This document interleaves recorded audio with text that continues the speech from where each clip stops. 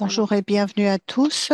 Veuillez noter que cette session est enregistrée. Vous avez de l'interprétation. Si vous voulez entendre l'interprète, choisissez le français dans le menu interprétation en bas de votre écran. Si vous avez besoin d'un support technique pendant le webinaire, vous pouvez choisir cette option. Vous pouvez aussi voir des transcriptions ou des sous-titres en anglais si vous cliquez le bouton dans le menu Zoom en bas de votre écran. Les sous-titres français ne peuvent pas être vus en direct, mais nous pouvons, après ça, vous les fournir dans l'enregistrement.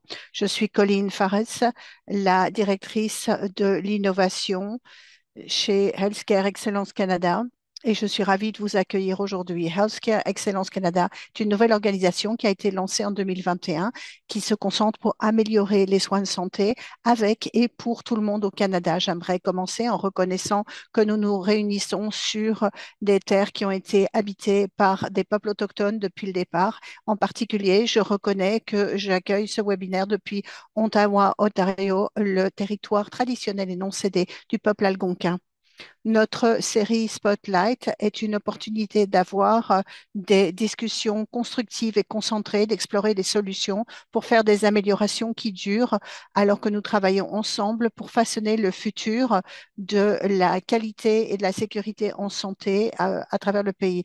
L'épisode d'aujourd'hui est ce que nous avons appris à ce stade pour se préparer et répondre aux catastrophes naturelles. Le changement climatique est une menace changeante avec beaucoup d'impact sur notre santé. Nous avons eu beaucoup d'incendies cette année à travers beaucoup de provinces et territoires, avec de plus en plus de dangers naturels à travers le Canada et dans le monde. Nous devons nous améliorer dans la manière dont nous nous préparons et dont nous répondons à ces urgences pour assurer une qualité de soins qui est meilleure. Nous nous vous invitons à partager vos réponses et vos commentaires dans le chat en français et en anglais. Nous essaierons d'y répondre et nous vous encourageons à faire ceci. Donc, avant de faire ce webinaire, nous voulons faire un environnement qui est sécure psychologiquement et nous reconnaissons que ces sujets peuvent être difficiles pour certains. Nous avons ajouté des ressources de santé mentale dans le chat. Surtout, n'hésitez pas pour les personnes qui ont des problèmes à nous contacter. J'aimerais maintenant nous tourner vers nos panélistes et les présenter. Donc, pour l'instant, j'aimerais présenter Andrew Moll, responsable de la gestion des urgences et des catastrophes, Trevor Jane, qui est médecin, qui est membre des Forces armées canadiennes, Michel Villeneuve, qui est professeur associé de l'Université de Sydney, directrice adjointe du Centre pour la recherche et les politiques sur le handicap, et Graham Dodd, qui est médecin et directeur médical associé de la Health Emergency Management BC et qui a une pratique de médecine familiale. Donc, j'aimerais passer la parole tout d'abord à Andrew pour des propos liminaires. Merci, Colline, et bonjour à tous. Comme Colline l'a dit, mon nom est Andrew Mull et je viens de Hamilton, dans l'Ontario. Je suis le responsable de la réponse aux urgences et aux catastrophes. Donc, j'ai fait ceci depuis une dizaine d'années. J'ai commencé en 2014 pendant la crise d'Ebola en Afrique occidentale et j'ai appartenu au réseau de Scarborough Health et puis j'ai rejoint Hamilton. Je suis aussi le co-directeur du cours pour le programme de gestion de la réponse aux catastrophes et aux urgences de l'Université de York et je suis aussi un co-facilitateur pour l'association du chapitre canadien de la préparation des personnes qui répondent en urgence. Et donc, je gère aussi la réponse d'urgence à l'hôpital. Merci beaucoup, Andrew. Je suis ravie de vous avoir ici avec nous aujourd'hui. Je vais maintenant passer la parole à Trevor. Bonjour à tous, je suis ravie de vous rejoindre. Je suis donc un médecin spécialisé dans la médecine d'urgence et je suis ravie d'appartenir au conseil de HEC et de la préparation. Donc, je gère donc des situations et sur des zones de combat et j'ai une position de leadership pour une de nos plus grandes catastrophes que nous avons eues au Canada, qui a été le désastre suicidaire sur la côte Est. Donc, pour l'instant, je suis le consultant pour les catastrophes pour les provinces de Prince Albert et j'ai hâte de cette discussion avec mes collègues. Merci, Trevor. Michel? Bonjour à tous et bonjour. Mon nom est Michel Villeneuve et je suis la directrice adjointe pour donc le centre d'impact de l'Université de Sydney et je travaille sur la production de préparation pour tout ce qui est handicap et donc je travaille avec l'Alliance pour essayer d'avoir des pratiques de production qui incluent le handicap dans les soins d'urgence et GRAM. Bonjour à tous, mon nom est Graham Dodd. Comme Colline l'a mentionné, je suis à l'intérieur de la Colombie-Britannique, dans le territoire des peuples Chinnequik. Je suis médecin depuis 30 ans, les deux tiers comme médecin d'urgence, mais aussi généraliste à, urbain, mais aussi rural. J'ai été exposée à ce sujet en 2018 au cours d'un incendie où on m'a demandé de mener une évacuation. C'est quelque chose que je ne connaissais pas. J'ai appelé des amis qui m'ont dit, on n'a jamais entendu parler de ça, donc dites-le nous. Et ça a soulevé le fait qu'en tant que médecin, nous avions peu de connaissances ou d'expérience dans tout ce qui était gestion d'urgence. Cette expérience m'a amené à faire un master à l'Université de Victoria sur la gestion de la gestion d'urgence et j'ai été impliquée dans tous ces aspects, que ce soit la pandémie ou les incendies au niveau local, régional et provincial. Je pense qu'un des domaines qui m'intéresse, c'est dans le rôle de fournir des premiers soins et d'être généraliste dans la gestion des urgences. Quelles ressources peuvent-ils présenter? Qu'est-ce qu'ils peuvent faire? Tous les catastrophes commencent localement et impliquent des gens au niveau local et beaucoup de ces personnes sont vos propres généralistes. Donc, quel rôle est-ce qu'ils peuvent jouer? Donc, j'ai hâte d'avoir cette discussion intéressante avec un groupe de panélistes distingués. Je suis ravie d'en faire partie. Merci. Merci, Graham. Et je pense que au fur et à mesure où nous démarrons cette discussion pour aujourd'hui et en sachant ce que vous contribuez à cette conversation, nous allons peut-être commencer avec un peu de table ronde. J'aimerais vous entendre tout pour savoir quels sont les éléments clés dans votre perspective par rapport à la médecine d'urgence qui sont particulièrement pertinents pour les catastrophes naturelles. Graham, vous avez mentionné quelques éléments dans vos propos liminaires, donc on va peut-être commencer par vous et puis nous passerons au restant du groupe. Oui, je pense qu'il est très important quand on pense aux catastrophes et quand je dois parler de catastrophes, la plupart des personnes les voient à la télévision et ils voient ces grands événements catastrophiques qui se produisent dans des endroits qui ne sont pas là où on vit, mais malheureusement, de plus en plus, cela fait partie de notre environnement. Et ce qui définit une catastrophe dans mon esprit, c'est quand les ressources locales sont débordées et cela rend le sujet pertinent. Et donc, vous pouvez voir comment cela a une interaction dans votre communauté au niveau local, qu'elle soit grande ou petite. Donc, c'est plus personnel dans ce domaine. Plusieurs choses que je dis, c'est que cela commence toujours localement. Cela implique la communauté au niveau local et ils comprennent toujours un aspect de soins de santé. Donc, ça implique aussi des fournisseurs de soins de santé locaux. Et malheureusement, ces catastrophes sont maintenant très prévisibles, mais elles sont aussi imprévisibles dans le même temps. Nous savons qu'elles vont arriver, nous ne savons pas ce que ça risque d'être, où elles risquent de se produire, ou quand elles risquent de se produire. Nous savons juste qu'elles vont se produire. Donc, je pense qu'un des grands problèmes que nous devons envisager, c'est que nous devons sortir de cet angle d'être juste dans la réaction, de juste répondre. C'est ce que nous voyons à la télévision et en tant que euh, euh, personnel de santé, quand quelque chose se passe, on doit y réagir. Mais nous voyons que ça se passe de plus en plus fréquemment. Nous ne pouvons plus nous permettre d'être juste réactifs. Nous devons être beaucoup plus proactifs dans notre approche. Donc, nous devons être impliqués dans la préparation. Nous devons être davantage impliqués dans aussi ce qui est le fait de se retrouver parce que c'est la première partie. Donc, c'est ce que nous devons faire et comment nous devons voir ceci. Merci beaucoup, Graham. Michel, merci, Colline.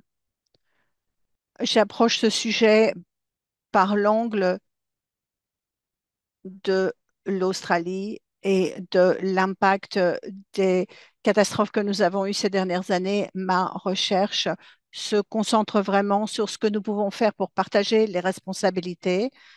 Et en considérant ce que Graham disait concernant les désastres, les catastrophes qui se passent localement, et nous avons un rôle pour nous préparer. Le défi que nous avons trouvé quand nous avons commencé ce travail il y a environ une décennie, c'est qu'il n'y avait pas d'outils et de ressources pour les personnes avec des handicaps et des problèmes de santé chroniques pour prendre les étapes supplémentaires pour faire face à ceci. Donc, ils sont un peu oubliés dans la planification des catastrophes. Nous l'avons vu à travers le monde que les personnes avec des handicaps sont 2 à 3 fois plus susceptibles de mourir dans ces catastrophes. Ils ont plus de blessures, ils prennent plus de temps pour se remettre, ils ont besoin de plus de soutien et de services. Mais les gens avec des handicaps ont laissé en arrière. Mais c'est pareil pour les services qui les soutiennent. Quand je pense à des fournisseurs de services de soins pour les personnes avec des handicaps, il faut faire en sorte que ces professions et ces disciplines soient vraiment très impliqués dans la préparation. Donc, qu'est-ce qui se passe? Ça tombe sur les épaules des services d'urgence. En Australie particulièrement, quand le problème arrive, c'est nos services d'urgence qui doivent répondre et réagir et se préparer, mais ils doivent faire ça en partenariat avec les communautés parce que, comme l'a dit Graham précédemment, c'est quand les désastres submergent les capacités d'une communauté que nous devons tous intervenir et faire notre partie. Donc, le travail que nous faisons, c'est vraiment amener ces secteurs ensemble pour s'assurer que les personnels d'urgence ont les outils, les compétences et les capacités pour travailler en partenariat avec les personnes atteintes de handicap et les organisations qui les représentent, aux côtés des services qui les soutiennent. Et ça inclut des professionnels de soins, des fournisseurs aussi de soins pour les handicaps qui ont des interactions régulières et surtout la confiance de personnes atteintes de handicap parce que c'est des personnes dont ils s'occupent. Ces relations sont critiques dans l'infrastructure qui est nécessaire pour s'assurer qu'il y a un planning, qu'il y a une réponse et que les services sont fournis de manière efficace à long terme. Merci beaucoup, Michel. C'est très intéressant pour continuer notre conversation quand nous regardons cet accès équitable que vous avez soulevé aujourd'hui. Trevor, je vous passe la parole pour des réponses là-dessus. Quand on parle de catastrophes naturelles, ce que la littérature nous montre, c'est que le public pense que les catastrophes des hommes ont plus d'impact en termes de dégâts que les catastrophes naturelles. Et en fait, c'est le contraire. Nous savons que les catastrophes naturelles ont un impact substantiel sur la population, à la fois en termes des aléas potentiels et des dégâts que cela cause en étant respectueux du temps de mes collègues, je pense que nous allons parler de la philosophie des catastrophes étant locales et j'ai quelques pensées là-dessus, mais on peut laisser ça pour une autre discussion. Mais vous devez avoir un plan et vous devez utiliser les experts au sein de votre communauté et vous devez amener ces communautés, peu importe si c'est 55 ou plus, il y a des volontaires, il peut y avoir euh, infirmières à la retraite, vous avez toute cette expertise, vous avez des vétérinaires aussi, et vous seriez surpris qu'ils sont dans votre communauté, vous pouvez vous appuyer dessus pour gérer les catastrophes naturelles. Donc, je recommande toujours un peu de formation et je mets en garde des personnes que faire une formation en ICS ne vous transforme pas en expert. C'est un outil pour pouvoir communiquer et donc, là, il y a eu donc des communications sur l'urgence pour les populations. Absolument. Et quand nous pensons à ceci, nous allons regarder les différents niveaux impliqués. Comme vous l'avez souligné, il y a cet aspect local. Andrew, à vous. Je continue à m'appuyer sur ce que mes collègues ont déjà mentionné. Il y a trois choses. Donc, il y a une conflagration de trois forces majeures pour les services de soins santé canadiens, mais nous avons une augmentation de l'occurrence de aléas. Nous avons plus d'incendies, d'inondations, plus de sécheresse. Tout ceci se produit. Nous avons aussi le pire secret en termes de démographique. La génération du baby boom est en train de vieillir et cette population vulnérable continue d'augmenter. Et travailler dans les hôpitaux, toute la population que nous servons est vulnérable, mais la pression ne fait qu'augmenter et maintenant nous avons un système de soins de santé qui est très vulnérable. Ça a été le cas avec la COVID-19 et maintenant nous sommes à 11. Nous avons des manques de personnel, surtout dans des communautés qui sont petites et peu servir et ça tombe sur les épaules des généralistes locaux et la pression est vraiment sur eux et donc ça nous met vraiment dans une position délicate en termes de préparation. Et ce qui nous manque vraiment, et je pense que nous atteignons un point de tournant. Il y a eu beaucoup de travail qui se faisait en silo dans beaucoup de domaines, même au sein des soins de santé. C'est seulement au cours de la dernière décennie que différents hôpitaux, en termes de gestion d'urgence, ont commencé à parler ensemble et planifier les choses ensemble. Et je pense qu'on va devoir sortir de ces silos et de parler à nos communautés et aux premiers voilà, aux personnes qui sont des intervenants d'urgence et à toutes ces personnes pour essayer de faire face à ce dragon à trois têtes auquel nous faisons face. Absolument, et peut-être que nous allons commencer à en parler davantage, Andrew. Comme vous l'avez mentionné, c'est comment est-ce que nous apprenons de notre passé, mais aussi en connaissant la réalité de la situation, comment est-ce que nous nous préparons à ceci. Je sais que dans certaines de nos conversations antérieures, vous avez mentionné que vous étiez arrivé à la gestion d'urgence en tant qu'historien. Donc, si vous pouvez continuer à en parler, comment le domaine de la médecine d'urgence a changé pour s'adapter à ces différents domaines avec les catastrophes naturelles de ces dernières années? Où est-ce que nous devons aller maintenant? Quand nous avons entendu parler de cette question, j'ai pensé à ce qui était la question et même ce que Grom a dit avec les évacuations d'hôpital au Canada qui n'étaient pas connues, la médecine d'urgence au Canada, ben, ça a commencé en 90 avec la loi dans ce sens. Et si on part avec ceci, il y a eu la tempête de glace à Ontario et au Québec, nos amis à Manitoba avec l'inondation de la Red River. Et puis, ce n'est pas similaire à ce que nos amis aux États-Unis voient avec les ouragans et la saison des incendies. Au Canada, 2003 a été vraiment difficile. Euh, le 11 septembre a joué beaucoup d'impact de ceci, mais 2003 avec SARS, avec le SRAS, et puis quelques incidents et avec la panne de courant dans l'Est, ça a créé des conditions compliquées, ça a pris du temps. La COVID a vraiment augmenté très fort la manière dont les gens prenaient ça au sérieux. Malheureusement, beaucoup d'institutions, si elles ont quelqu'un qui est dédié à ce domaine très spécifiquement, ils en ont peut-être un par organisation.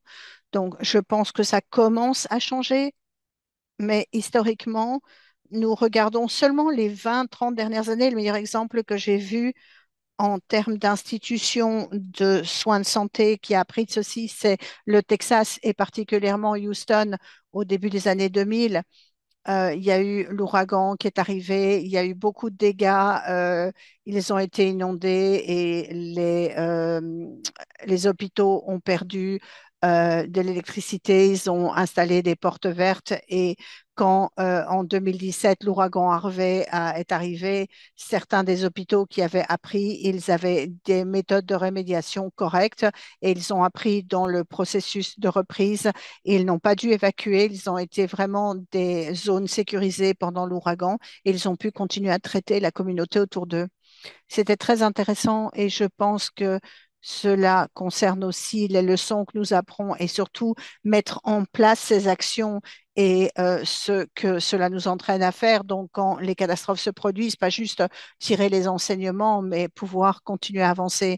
Michel, je sais que vous avez mentionné, je suis ravie de vous avoir, vous avez mentionné au Canada, mais comme vous avez été en Australie, en sachant qu'il y a eu beaucoup de catastrophes naturelles qui se sont produites là-bas aussi. Est-ce que vous pourriez parler avec cette perspective des enseignements tirés de ces événements dans tout ce qui est préparation-réponse aux urgences?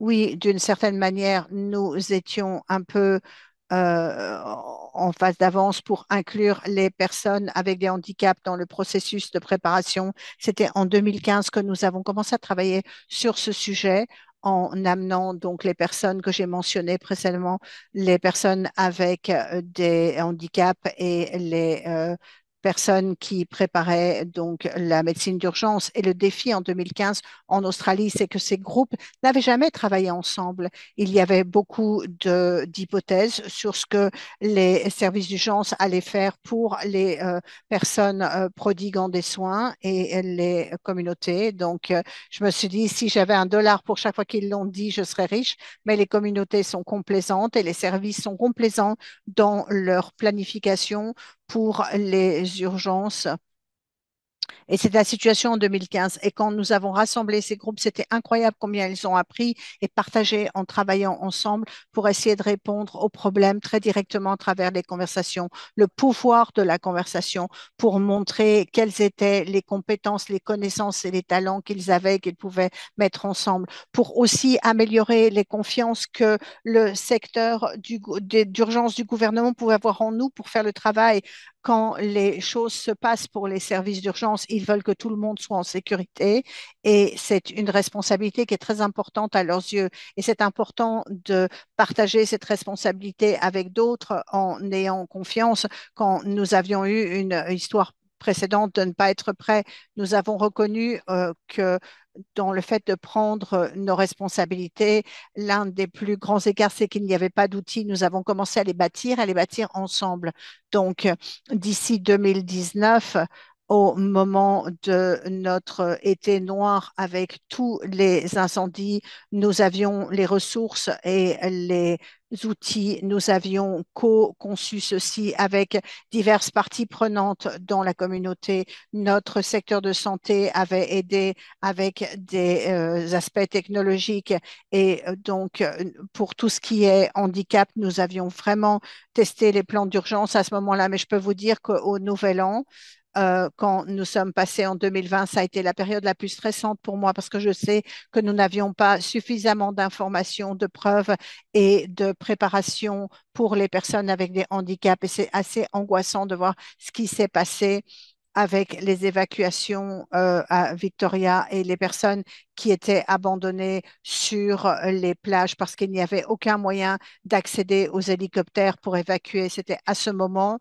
que nous avons montré les preuves du travail et de la collaboration que nous avons bâti. C'était vraiment à ce moment que nos organisations de plaidoyer pour le handicap sont vraiment entrées en force et j'ai pu prendre un pas en arrière et eux, ils ont trouvé des maisons, trouvé des routes d'évacuation, trouvé des plans de contingencement et essayer de faire en sorte de communiquer pour les gens qui étaient sourds, qui communiquaient différemment et de trouver un accès aux ressources de différentes manières. Et je peux vous dire certainement que nous avons encore beaucoup de travail à faire pour être pleinement préparés dans tout le pays et avoir un plein accès pour les gens avec des handicaps et des problèmes de santé chroniques et dans la réponse que les services d'urgence doivent fournir. Mais nous avons un énorme élan parce que nous avons bâti cette capacité vraiment depuis le terrain.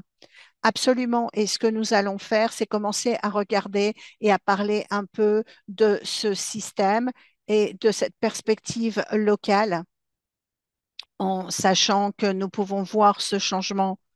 Graham, je voulais juste savoir si vous pouviez partager dans votre perspective et en venant de cette perspective provinciale, quels sont les principaux défis que vous remarquez pour ce qui est de préparer, quelles sont les stratégies pour répondre à ceci.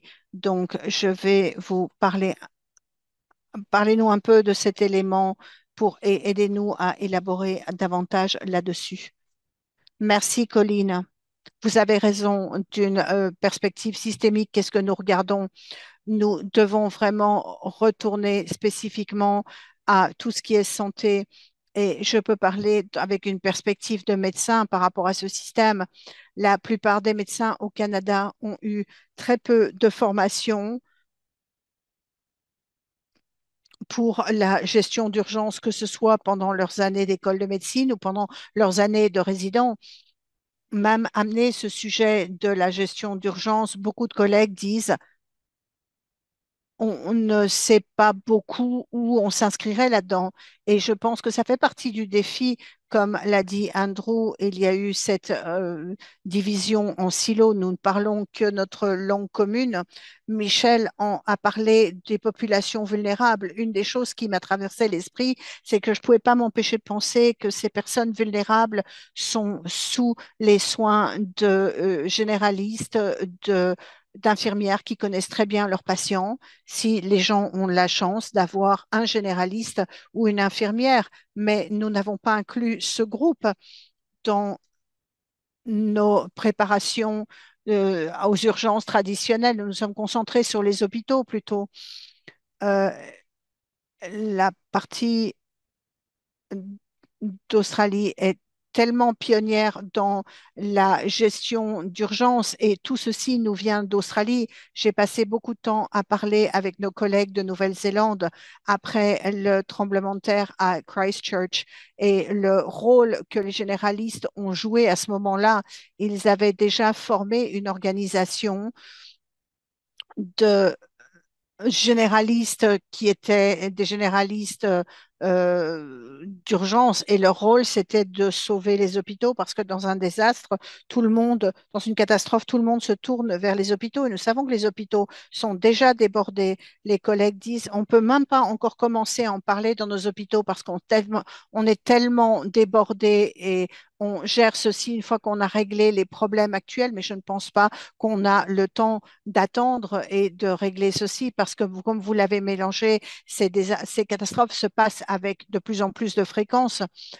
Donc, une des choses à regarder pour aller de l'avant, c'est comment, en tant que corps collectif de soins de santé, nous pouvons tous être impliqués là-dedans. Et comme je l'ai mentionné précédemment, une des choses, c'est laisser en arrière la partie plutôt de réaction.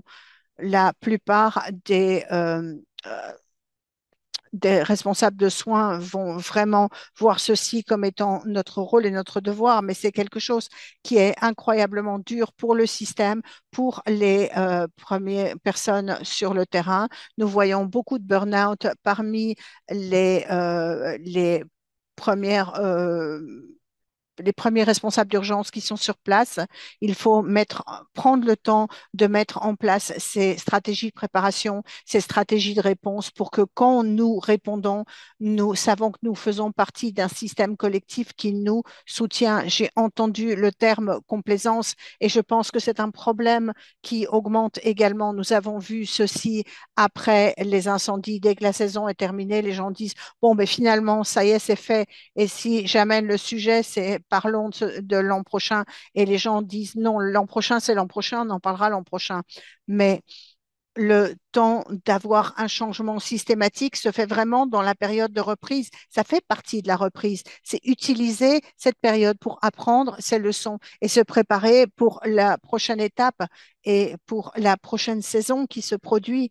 Donc, ajouter les médecins de famille, avoir de meilleures connexions entre nos collègues et nos médecins, c'est la médecine d'urgence, c'est la préparation d'urgence, la médecine d'urgence.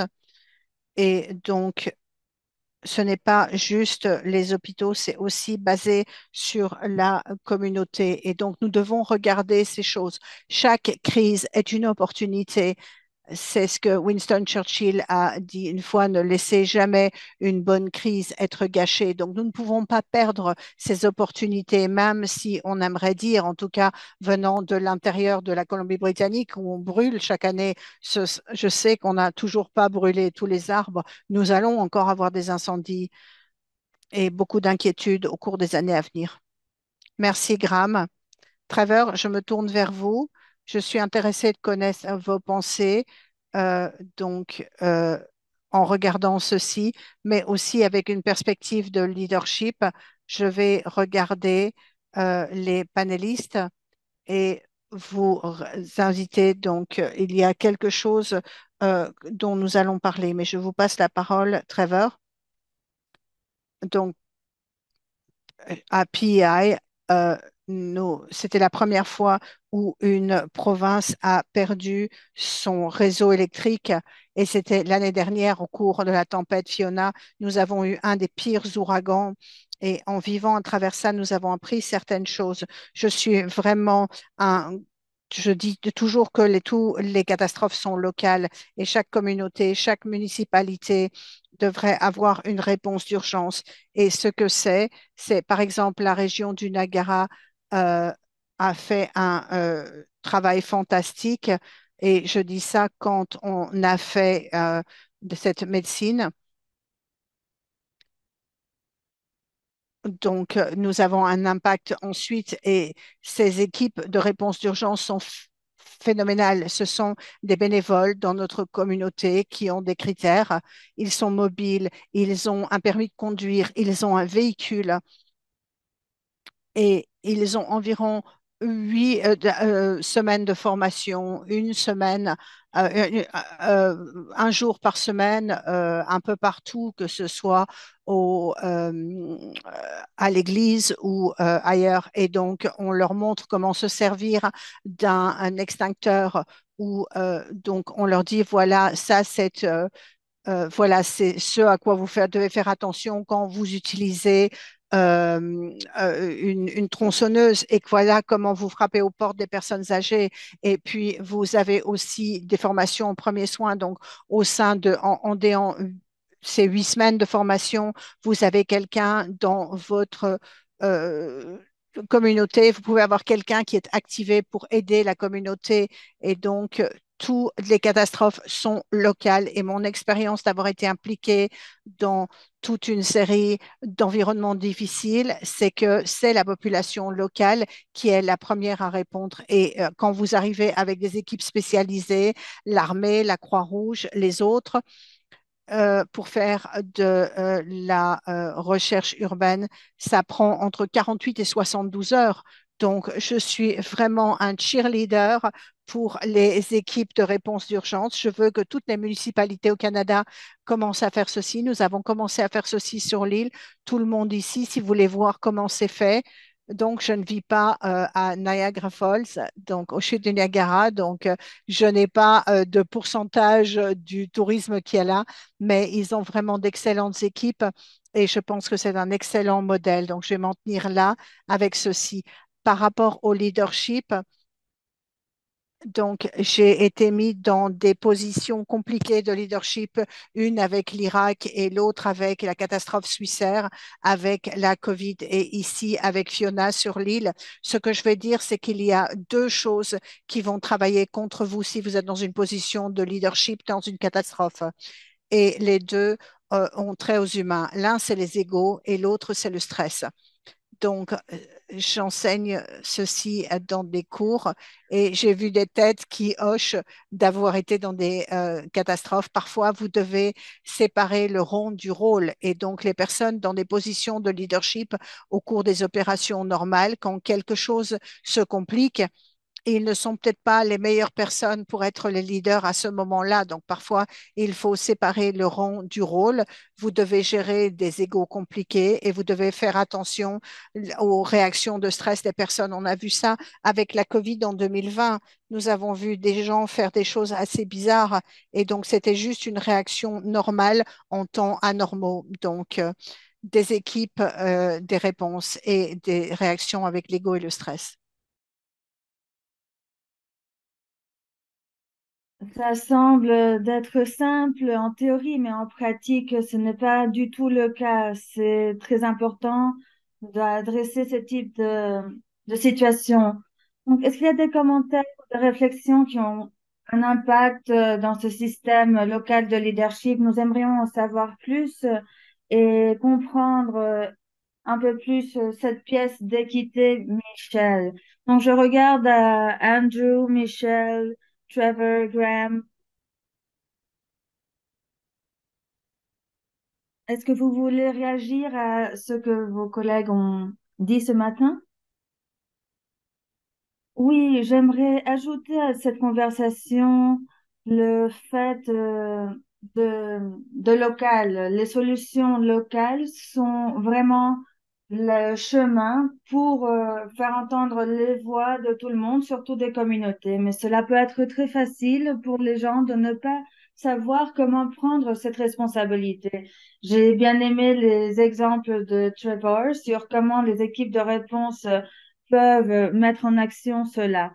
En Australie, nous avons appris à avoir des politiques mises en marche pour des approches systématiques. Trevor et Andrew ont mentionné aussi l'importance de la formation. Donc, au long du chemin, nous avons créé des outils pour des réponses et je vais partager ces outils dans la boîte de discussion pour que vous commenciez à les utiliser dès maintenant. Donc, une fois que nous avons les outils, nous devions les utiliser, mais nous nous sommes rendus compte que nous avions besoin de plus que des outils. Nous avons besoin d'établir la confiance, de savoir les utiliser, savoir que peut-être des fournisseurs de services ne vont pas savoir comment répondre en urgence. Donc, les programmes de formation sont très importants. Nous le faisons avec le centre de formation et nous avons la première formation multidisciplinaire pour les personnes avec des handicaps, les fournisseurs de services et des représentants de gouvernement. Comme ça, nous pouvons leur montrer comment changer à être sous-préparés, à être activés pour agir dans des situations d'urgence.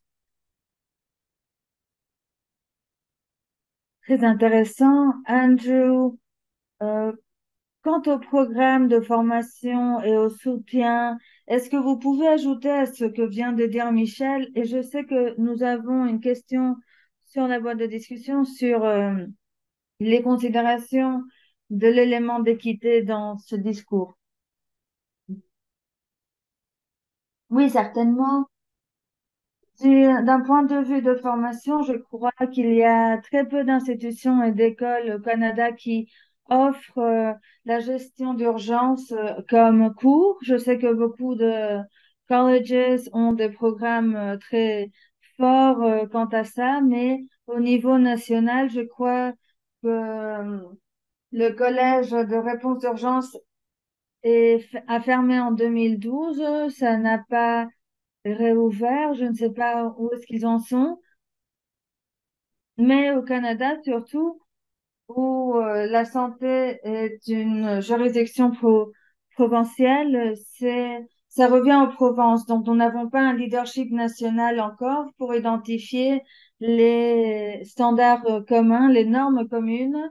Donc, d'un point de vue d'hôpital, ce n'est que récemment que, il y a une actualisation à l'accréditation au Canada de 13 normes, un questionnaire sur les normes. Est-ce que vous avez un plan d'urgence? Est-ce que vous l'utilisez? Donc, c'est un peu plus robuste que ce qu'on avait avant, mais nous n'avons pas encore un cadre santé à niveau national. Je ne sais pas si c'est une priorité pour le gouvernement canadien, quand peut-être dans le cadre de sécurité publique, mais effectivement, c'est quelque chose qui manque. Et comme Trevor l'a dit, c'est très bien de faire d'avoir des réponses à niveau local, mais nous avons aussi besoin d'un leadership de haut en bas, de soutien aussi.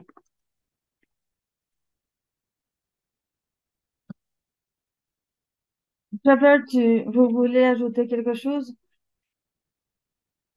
Oui, merci. J'aimerais clarifier que ce que fait la région du Niagara est différent de ce que fait la région du, de l'île du Prince-Édouard. Donc, pour nous, dans l'île, j'ai parlé d'une formation de 8 semaines, mais ça peut être 6 ou 12. Votre leader de conseil peut décider et de dire nous allons apprendre à comment lever des sacs de sable pour voir si on peut lever des sacs de 15 kilos. Donc, voilà la beauté d'avoir une communauté avec des équipes de réponse d'urgence, ou bien comme Michel l'a mentionné, avec la population euh, avec des handicaps. Donc même si je ne connais pas tous les voisins, mais je commence à, à frapper chez les portes de mes voisins, je vois que Madame Smith est dans une chaise roulante, ou bien on leur demande s'ils peuvent aller chercher de la nourriture. Donc, c'est vraiment le niveau local, le niveau euh,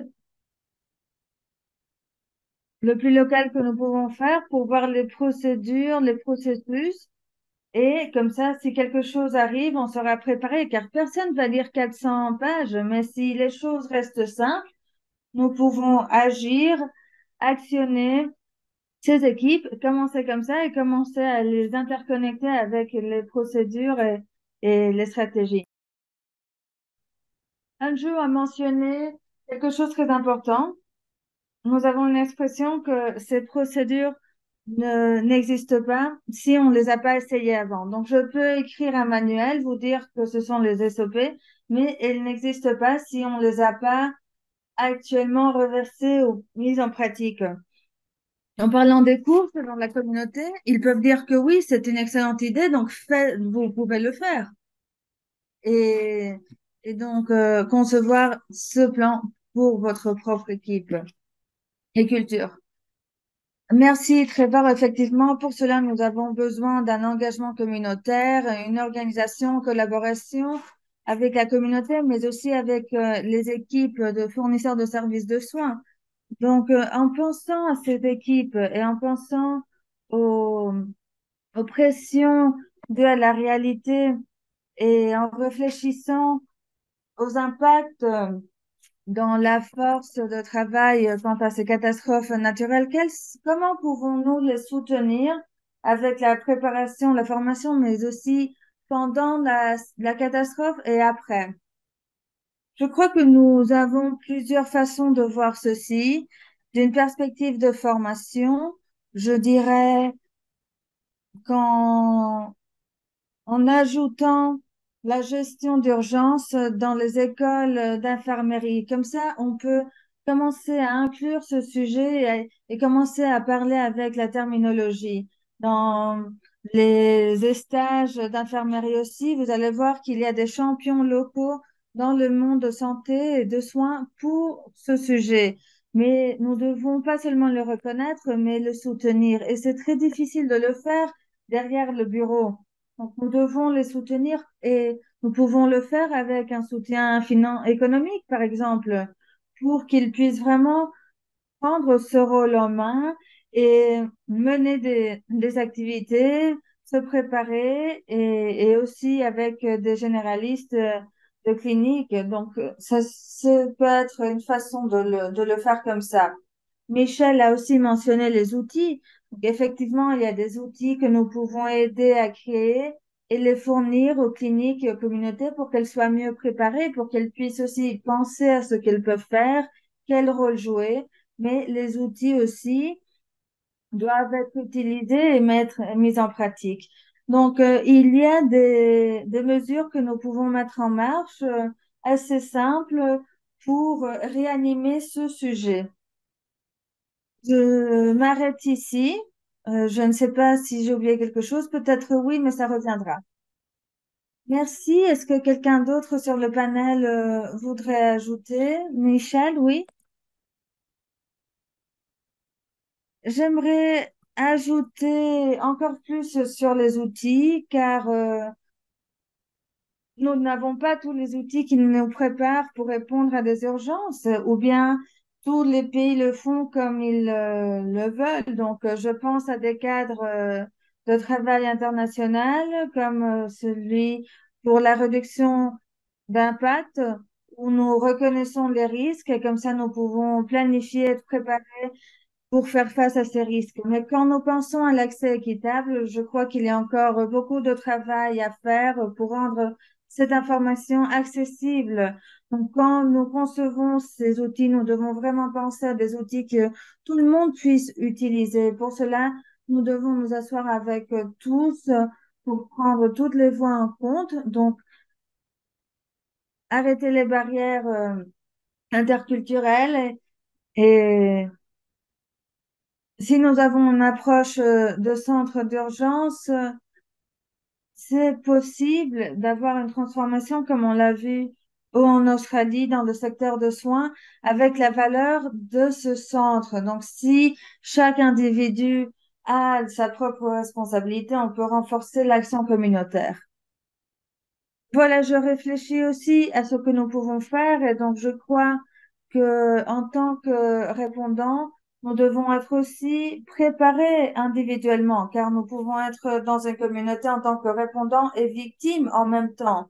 C'est très difficile d'être répondant si on ne sait pas si notre famille est en sécurité. Donc, on peut nous appeler pour travailler sur cela, mais c'est très difficile de nous concentrer si nous ne savons pas si notre famille est en sécurité. Donc, un plan de famille, un plan de sécurité familiale est aussi un premier pas pour savoir comment mieux répondre, être mieux préparé. Et en étant mieux préparé, nous pouvons réduire le stress pour répondre à un stress dans l'avenir quand nous devons répondre.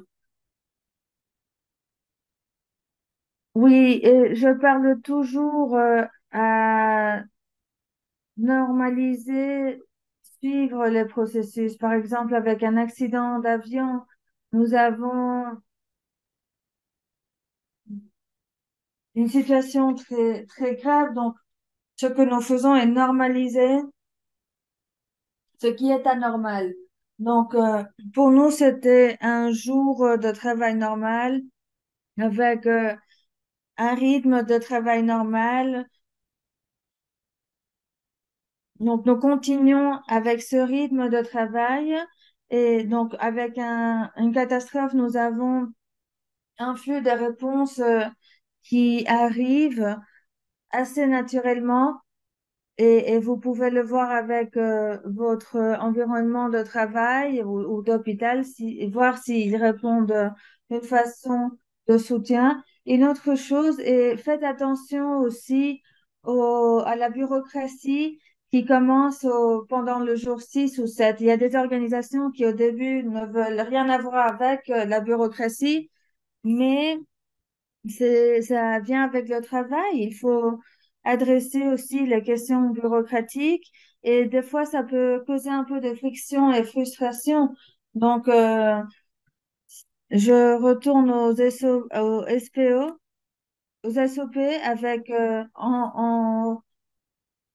à l'envers. Donc, que ça soit un jour normal ou avec une catastrophe, traitez-le avec comme un jour normal car vous serez déjà préparé pour ce qui vient. Et aussi une chose à ajouter à ce que viennent de dire les panélistes, c'est qu'avec les outils, avec les généralistes, les médecins, les infirmières dans les hôpitaux, tous les jours sont très occupés. Donc, s'il y a une alerte d'incendie, ça va interrompre leur chaos de tous les jours. Donc, ce que je réfléchis avec ce que Trevor a dit est de rappeler aux personnes que les urgences peuvent arriver à n'importe quel moment. Donc, peut-être faire des exercices d'entraînement tous les mois, donc de simulation, faire la liste de vérification, mais c'est surtout de savoir répondre à comment. Donc, ce n'est pas seulement de comment mettre en marche ce site de traitement, mais comment allons-nous le faire? Et pour n'importe quel événement, nous voyons que ceci est un manque très grand. Pendant la pandémie, nous avions des objectifs très ambitieux, mais nous ne savions pas vraiment comment y arriver, comment faire des preuves, comment améliorer. Donc, avec les hôpitaux, les communautés, il y a des équipes, oui, qui sont formées. Donc, quand nous faisons la conception de ce planning, assurez-vous que tout le monde va être inclus pour savoir répondre comment le faire et les rendre simples. Merci, Andrew, pour cette perspective sur le comment et la construction de ceci. Oui, j'aimerais ajouter car la recherche a démontré que avec même en planifiant tout cela, il n'y a pas vraiment un plan de préparation dans la réalité, dans la pratique. Donc c'est drôle à voir que nous préparons les communautés, mais des fois c'est nous qui sommes sous-préparés. Donc j'aimerais demander sur l'autonomisation. Est-ce que où vous travaillez, il y a un plan de continuité qui se fait? Donc voilà une question et c'est surtout le bureau de la gestion qui se centre sur ça et c'est l'équipe qui doit savoir comment opérer ce plan. Donc, ces équipes doivent savoir qu'ils existent, contribuer à l'amélioration et les mettre en marche de façon fréquente. Donc, je vous recommande à avoir ces conversations et à faire ces questions à vos fournisseurs de services. Et si vous êtes fournisseur de services, n'ayez pas peur à ne pas avoir la réponse. Vous pourrez répondre en disant que c'est une excellente question et vous pouvez le voir avec votre gérant. Car c'est très important de commencer ces conversations, car si nous les évitons, nous augmentons le risque. Donc, le plus nous avons un dialogue, le plus nous pourrons collaborer ensemble. Effectivement, Michel, c'est vraiment le collectif qui commence d'une perspective locale et qui nous aide à aller de l'avance. Donc, le temps a passé assez vite et donc nous voulons vous offrir quelques minutes pour vos commentaires de clôture.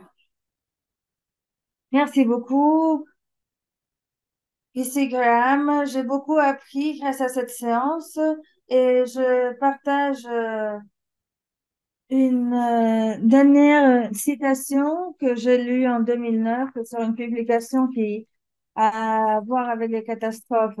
Et cela disait que les professionnels de santé bien préparés et professionnels sont le composant le plus important pour réduire le taux de mortalité. Donc, l'équipe de soins de santé viennent du premier front, euh, généralistes, infirmières en retraite. Donc, c'est eux qui sont très importants pour réduire la mortalité et la morbidité. Et je vous encourage à ne pas oublier vos docteurs de famille, vos médecins de famille. Mon, un généraliste en Australie me rappelle tout le temps que ces défis en augmentation ont besoin d'un système de santé très fort et nous ne pouvons pas oublier les médecins de famille. Bien sûr, les hôpitaux sont très importants, mais regardons aux fournisseurs de soins communautaires, locaux, par exemple les pharmaciens, dans les pharmacies. Donc, nous pouvons trouver des opportunités partout. Merci, Andrew. Merci, je trouve que c'est un panel fantastique. C'était très intéressant et je ne l'ai pas encore entendu et on le dit dans toutes les présentations de gestion d'urgence, c'est d'échanger des cartes de présentation dans le centre de commande pendant une réponse d'urgence. Donc, je vous encourage à vous aligner, à renforcer vos connexions, pas seulement dans vos communautés, mais dans les différents services, dans vos groupes professionnels et au-delà aussi. Et je viens de me rendre compte que oui, ça prend toute une communauté pour bien répondre à une catastrophe, mais aussi pour avoir une bonne reprise, une bonne récupération. Donc, établir ces ponts sont essentiels pour réussir. Et pour nous, quant aux catastrophes naturelles et changements climatiques, être préparé pour ce qui vient. Merci, on va entendre Michel et après Trevor. Merci. J'aimerais encourager la conversation qui parle sur la capacité, l'habilité et pas sur la vulnérabilité. Si nous pensons aux personnes comme vulnérables, ils vont être vulnérables avant, pendant et après les catastrophes. Donc, nous devons effacer ces barrières et planifier les besoins des personnes. Nous devons planifier pour les personnes avec des handicaps ou avec des conditions différentes.